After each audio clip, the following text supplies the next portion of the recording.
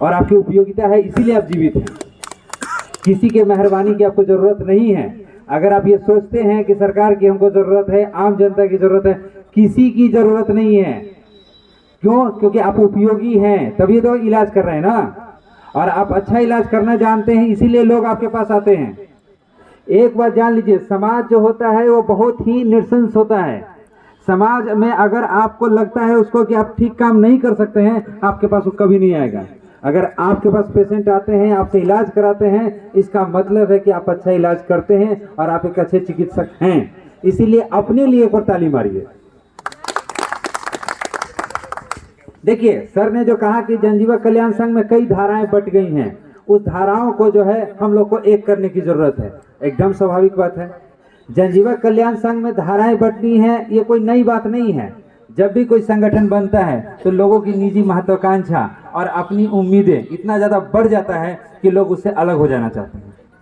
लेकिन हम ये बात कहते हैं कि संगठन के पक्ष में तभी बात आती है जब संगठन समाज के लिए उपयोगी बना रहता है। अभी ये जनजीवन कल्याण संघ का आज का जो दिन है वो दो कारणों से ज्यादा महत्वपूर्ण है। पहला काम ये है कि यहाँ पर एक हॉस्पिटल बन रहा है। आप ये समझिए, कोई लड़का अगर एमबीबीएस करता है, एमडी करता है, तो उसके जीवन का सबसे बड़ा लक्ष्य क्या होता है कि वो अपने लिए एक हॉस्पिटल खड़ा करे। यही रहता है ना, यही रहता है ना। और आज हमारा आरएमपी जो है, अनूप बाबू ये हॉस्पिटल खोल लिए, तो उस लक्ष्य को पूरा कर लिए है ना। तो इसके लिए ताली मारी कि अनूप जी ने ये काम किया। इसलिए अनूप जी को बहुत बहुत धन्यवाद है, क्योंकि हमारे जितने और आरएमपी हैं उनके लिए वो मार्गदर्शन का काम कर रहे हैं। सबसे बड़ी चीज है कि आप डर क्यों रहे, डरिए मत। आप एक बार जान लीजिए, हमारा उद्देश्य है इलाज करना।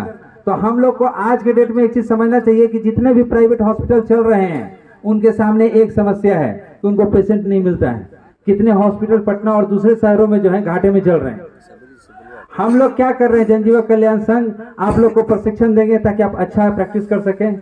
उसके अलावा हम लोग आपको ये सुविधा देते हैं कि जो बड़े बड़े शहर है, जो अगर इलाज आप नहीं कर सकते हैं, उसको उन डॉक्टरों से कंसल्ट करना है जो कि उनका ठीक ढंग से इलाज कर सके। हमारा उद्देश्य क्या है अंतिम रूप से, कि जो पेशेंट, जो बड़े बड़े डॉक्टर हैं, जैसे सभी सरकार लुकेश हॉस्पिटल है पटना में, प्रभात सर है हमारे सामने, एनएस हॉस्पिटल है इनका, ठीक है ना। तो हम सबको ऐसे जो हॉस्पिटल है, जो अच्छे हॉस्पिटल हैं, उनके साथ क्या करना है, संबंध बनाना है। और उन सबसे ज्यादा जरूरी चीज पता है क्या है, सरकार की स्वास्थ्य संबंधित योजनाएं हैं, उसकी जानकारी आपको होनी चाहिए। क्योंकि उसकी अगर जानकारी नहीं रहेगी तो आप कभी भी गरीब आदमी की मदद नहीं कर पाइएगा। जैसे कि लेस्ली जी ने बताया यहाँ पर कि साई नेत्रालय क्या क्या करता है। लेकिन एक चीज और आप जानिए, केंद्र सरकार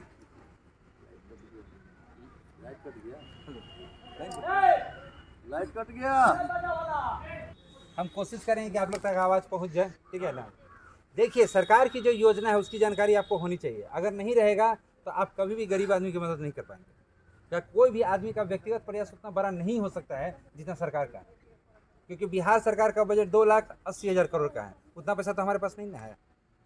अकेले जो बिहार सरकार का जो स्वास्थ्य का बजट है वो 35,000 करोड़ का है। आप समझ सकते हो उसकी शक्ति। केंद्र सरकार का बजट 16 लाख करोड़ का होता है। आप समझ सकते हो उसकी शक्ति।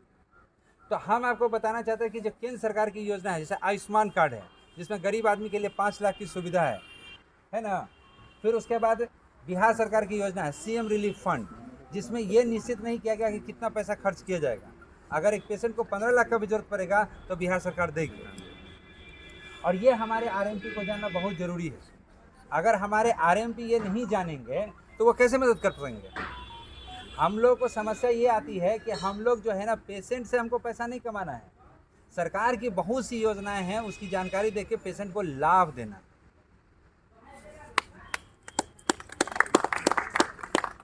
हम लोग जो है, जैसे दवा आप लोग लिखते हैं तो एक स्वाभाविक समस्या रहती है आपके सामने कि जब हम दवा लिख रहे हैं तो वो ठीक ढंग से नहीं लिख पाते हैं या उस तरह का नॉलेज नहीं है। तो उस समस्या का हल करने के लिए हम लोग आप लोग के बीच में तुरंत ही जो है ना एक ऐप लॉन्च कर रहे हैं, जिसमें आपको कोई बीमारी से संबंधित सभी दवाएं रहेंगी।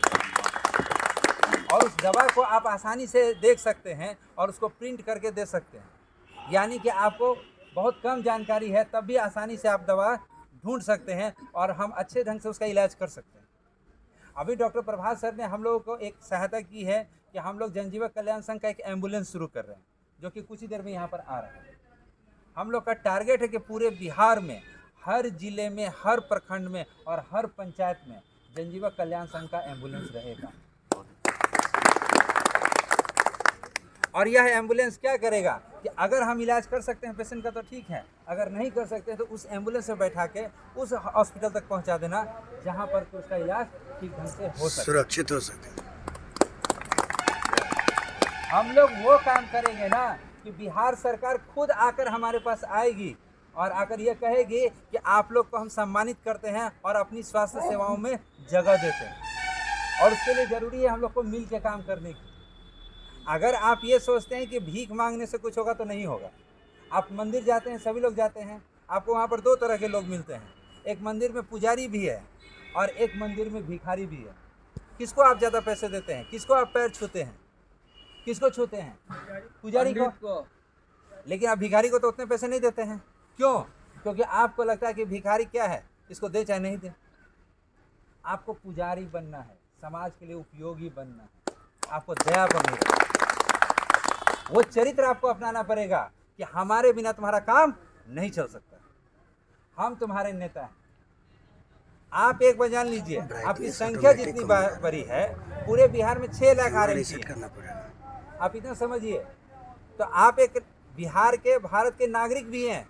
अगर आप जिसको वोट देंगे वो विधानसभा पहुंच सकता है, वो लोकसभा पहुंच सकता है। आप अपने आप को कमजोर क्यों समझ रहे हैं? और आपके पास एक मजबूत संगठन। आप अपनी ताकत का अंदाजा इसी से लगाइए, जब कांग्रेस की स्थापना हुई थी तो मात्र उसमें 72 लोग थे और उन 72 लोगों ने देश को आज़ाद करा दिया 1947 में, जबकि उसका स्थापना हुआ 1885 में। मात्र 62 साल लगा। तो हमारे पास संगठन में तो इतने लोग, हम लोग क्यों नहीं कर सकते?